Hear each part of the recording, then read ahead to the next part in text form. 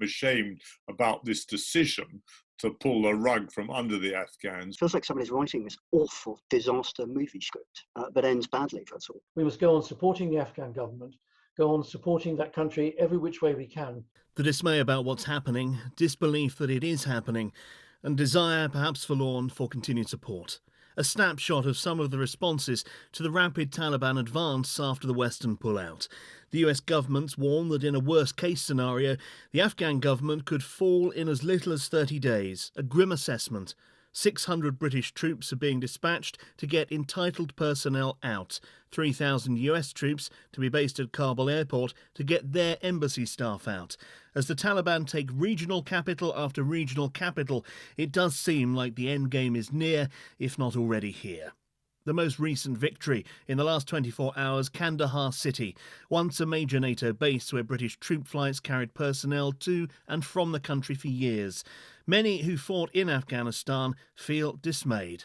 I don't think we should hang our heads in shame, so to speak, although I have been quoted saying I'm ashamed about this decision to pull the rug from under the Afghans. I think we did a huge amount of good, and some of those gains will, even if the Taliban become the government, will remain in place. And we have protected the country for 20 years.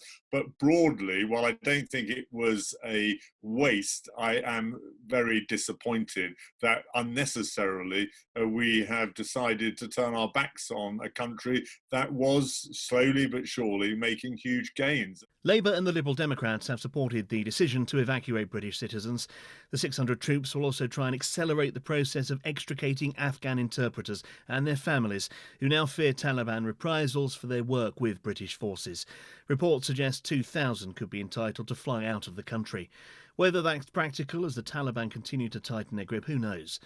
For many who served in Afghanistan, like Major General retired Charlie Herbert, seen here on operations in Gereshk during Op Herrick 12 in 2010, what's happening is as bad as it could get. It feels like a bad dream. I feel that I'm going to wake up from this and realise it was nothing but a bad dream, but that's not the case, of course. And at other times, I feel like it's a movie script. It feels like somebody's writing this awful disaster movie script that ends badly for us all. It's heartbreaking, and what hurts so much is this is entirely avoidable.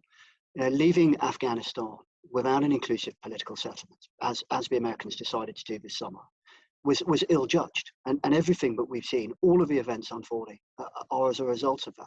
There's no word on how long the evacuation mission will last, but already the future looms. Will the Taliban continue their rapid sweep through?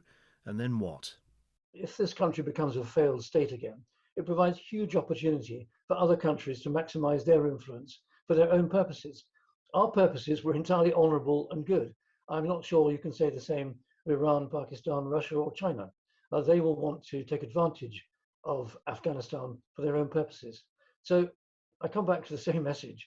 Our government must still, despite saying we're removing our British citizens because that's a responsible thing to do, we must go on supporting the Afghan government, go on supporting that country every which way we can, short of military aid, because we've ruled that out, in order to protect what we've achieved there. And that thereby protects the legacy of the 457 of our service people who lost their lives there.